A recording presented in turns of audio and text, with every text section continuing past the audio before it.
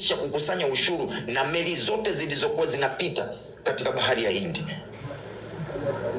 Wakatumia sera ya divide and rule. Wakachochea migogoro kati ya miji ya Kiswahili na wakadhibiti viongozi wa kale. Sikiliza hilo neno, viongozi wa kale wa kijadi. Kulikuwa na viongozi wa kale. Hili taifa lilikuwa na viongozi.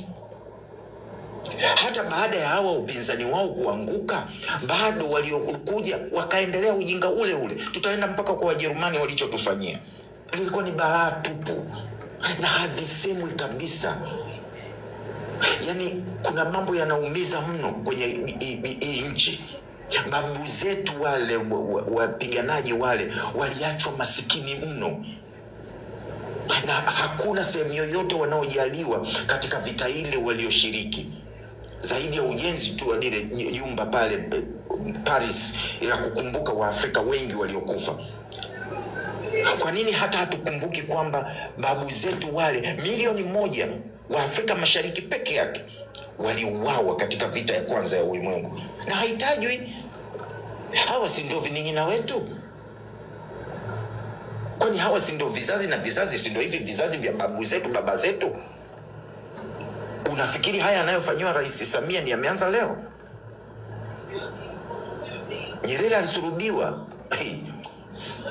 Historia itakuja, tuongee hii hata kama ni siku 4, tuongee. Kuna watu wanasoma, na nitataka na watu wengine waje hapa tuseme mustakabali bora wa taifa kabla ya kugusa rasilimali.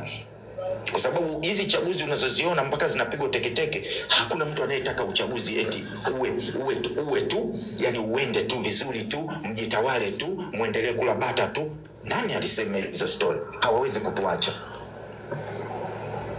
Sasa Waleno wao enzi hizo wakaanza kudivide na chaguzi zao zikawa za ovyo sana.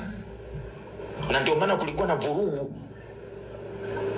kwa sababu vurugu zote za pwani zilikuwa zinafanywa na viongozi wa pwani wa Afrika. Sasa huyu bwana ananisikiliza, lakini sijui angejiunga huko ili haya maswali anayoniandikia huko ayalete hapo kwenye kwenye kundi, ili tuwe na mustakabali mzuri wa kuiona nchi yetu ilikopita. Na haya yanayofanyika leo kwenda kwenye uchaguzi sio mageni, na tujifunze ni namna gani wenzetu walifanya wakapita. Msimamo wa Nyerere wakati ule wa kusema tutajitawala kwa amani lilikuwa ni jambo la kuenziwa leo, kesho na vizazi vingine vijavyo. Hosti na kuruhusu uendelee.